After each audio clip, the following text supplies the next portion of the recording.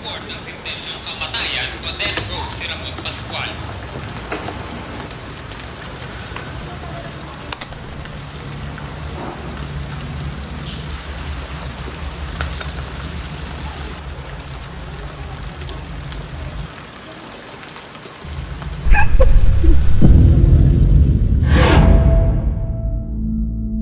Matagal na ako nandito sa Santa Lucia.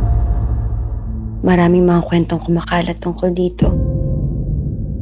Sa dami ng kwentong narinig ko, hindi ko na alam kung alin doon ang gawa-gawa. At alin doon ang paniniwalaan ko. Pero ito, ang sigurado akong totoo. May nagpakamatay.